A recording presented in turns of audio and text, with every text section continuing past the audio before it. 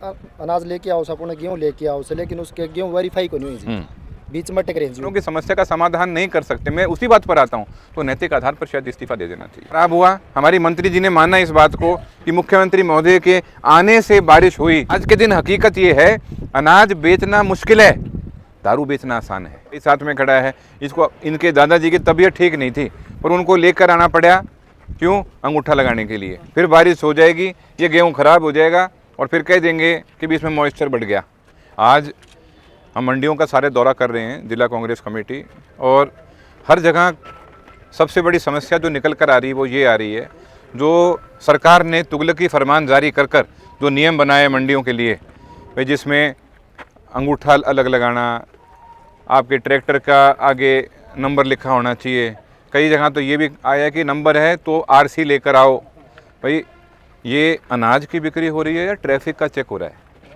इतने सारे जब आपने बीच में इसमें अवरोधक लगा दिए तो इतनी समस्या सामने अभी आएगी। अभी तो अधिकतर गेहूं हमारे इलाके का अभी कटा नहीं है और आज के दिन ये हालत है, उठाव हो नहीं रहा, भरी पड़ी है मंडी। मौसम ऐसा है, फिर बारिश हो जाएगी, ये गेहूं खराब हो जाएगा और फिर कह देंगे कि भी इसमें मॉइस्चर बढ़ गया। और सरकार का ये काम है कि वो अनाज की खरीद को सरल बनाए।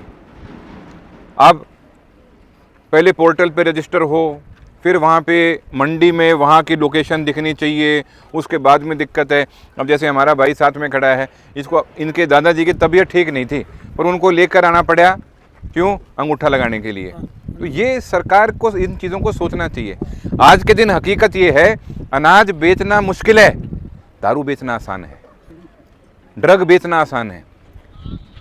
कहते हैं हम सारी ये इसलिए कर रहे हैं कि बॉर्डर के उस तरफ से अनाज नहीं आए। यार कितनी सड़कें हैं बॉर्डर की जिन पे आएगा, वहाँ पे तैनात कर दो अपने अफसरों को, पुलिस अफसरों को वहाँ तैनात कर दो ताकि वो वहीं रुक जाए। हमारे लोगों को क्यों तंग कर रहे हो? बाहर से ड्रग्स तो आ जाते हैं आसानी से और आप अनाज रोकने के लिए आप ये सब करने लग रहे हो। ये सरकार को इस पर पुनर्विचार करना पड़ेगा। आज आप देखो, किसान संगठन धनाना में रास्ता रोककर सड़क पर बैठे हैं, सिवानी में बैठे हैं। उनकी यही मांगे हैं कि इन सारे ये जो तुगलकी फरमान हैं इनको वापस लें और अनाज की बिक्री सरल बनाएं। ये हम सरकार से मांग करते हैं। अब आप दूसरी बात पर आ जाओ, मौसम का आप हाल देख लो। मैं उस बात पे नहीं जाना चाहता भाई किसके कदम पड़ने से मौसम का क्या हुआ, परंतु मौसम खराब हुआ। हमारी मंत्री जी ने माना इस बात को कि मुख्यमंत्री महोदय के आने से बारिश हुई, तो जो नमी के 2 पॉइंट 3 पॉइंट की रियायत और सरकार को देनी चाहिए, क्योंकि उन्होंने तो बता ही दिया कि किसके कारण नमी बढ़ रही है, तो इसलिए रियायत उनको और देनी चाहिए इस चीज़ की। और मैं एक ही बात कहूँगा कि आप किसानों के दर्द को समझो, उसकी मेहनत को समझो। 3 महीने 4 महीने, और अगर आप देखो पिछले साल की फसलें आज तक उनका मुआवजा नहीं मिला है। 2-2 फसल खराब हुई, कोई मुआवजा नहीं मिला है।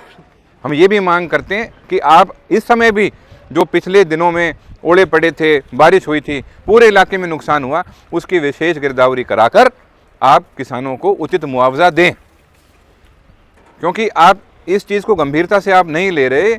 आप किसी दूसरे देश के साथ कभी भी कोई डील कर लो, परंतु असली में हमारे देश का जो पेट भरता है वो किसान है, इसलिए उसको आप एक सरल समाधान दो, उसके लिए मुसीबतें खड़ी मत करो। आज आपने देखा जंग चल रहा है जिसके कारण तेल की कमी महसूस होती है, हर पूरे विश्व में उस चीज़ का फ़र्क पड़ गया। ईरान का वो स्ट्रेट बंद हुआ और उसके कारण दिक्कत हो गई। कल को आपने समझौता कर लिया, आपने कोई करार कर लिया अमेरिका से, वहाँ से सस्ता आया, फलाना ढिमकाना, जो भी आप कहना चाहते हो लोगों को, परंतु अगर वैसी कोई स्थिति पैदा हो गई, हमारे देश का पेट तो फिर भी हमारे इलाके का किसान भरेगा। उसके लिए कठिनाई पैदा मत करो। आज के दिन मैं बार बार इस बात को कहता हूँ, बीज की खरीद से लेकर फसल की बिक्री तक हर पड़ाव पर किसान को समस्या का सामना करना पड़ रहा है और इसका दोष सीधा सरकार के कदम पे जाता है। सरकार अगर अपना काम ठीक से करे तो कोई समस्या नहीं होगी, और अगर आप नहीं कर सकते तो शायद नैतिक आधार पर आपको इस्तीफा दे देना चाहिए। जो कर सकता है उसको आगे लाना चाहिए, क्योंकि हमें कृषि प्रधान क्षेत्र हैं। जब किसानों की समस्या का ही अगर समाधान नहीं कर पाओगे तो मेरे ख्याल से राज में बने रहने का आपको कोई हक नहीं। सर इंडियन नेशनल लोकदल ने जो है पार्टी उसने हर एक अनाज मंडी के अंदर अपने किसान कष्ट निवारण जो है वो खोल रखे हैं अलग अलग। आप खुद जो है मुआयना कर रहे हैं कांग्रेस पार्टी की तरफ से, आप जिला अध्यक्ष हैं ग्रामीण, क्या भाजपा को भी ऐसे कोई मुहिम नहीं चलानी चाहिए क्योंकि जिला अध्यक्ष या कोई कार्यकर्ता? मैं इस बारे में एक चीज़ कहूँगा, भाजपा की तो सरकार है, उनके पास तो सरकार का तंत्र है। इतना तंत्र होने के बावजूद अगर आप किसानों की समस्या का समाधान नहीं कर सकते, मैं उसी बात पर आता हूँ, तो नैतिक आधार पर शायद इस्तीफा दे देना चाहिए। एक और सबसे बड़ी समस्या है जी, आज 10 दिन हो गए जी मंडी में चालू होते ये बताइए वेरीफाई को नहीं है जी। किसान अनाज लेके आओ, अपने गेहूँ लेके आओ से, लेकिन उसके गेहूँ वेरीफाई को नहीं है जी, बीच में अटक रहे हैं जी। बताइए सत्यापित नहीं हुए, गेहूँ हैं पर वेरीफाई नहीं हो रहे। हाँ, वेरीफाई नहीं हो रही। मतलब आपका पड़ोसी भी वेरीफाई कर सकता है, मैं भी वेरीफाई कर सकता हूँ, पर सरकार नहीं कर सकती। हाँ, सरकार नहीं कर सकती। यही तो मैं कह रहा हूँ कि सरल करना ज़रूरी है।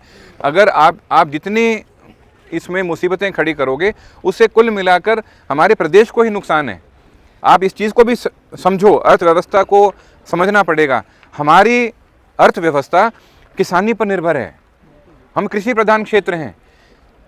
अब ये अनाज बिकेगा, अनाज उठेगा, पैसा आएगा किसानों के अकाउंट में, फिर किसान उसको खर्चेगा कहाँ? बड़े कस्बे में आकर, तोशाम में आके खर्चेगा, भिवानी में जाके खर्चेगा।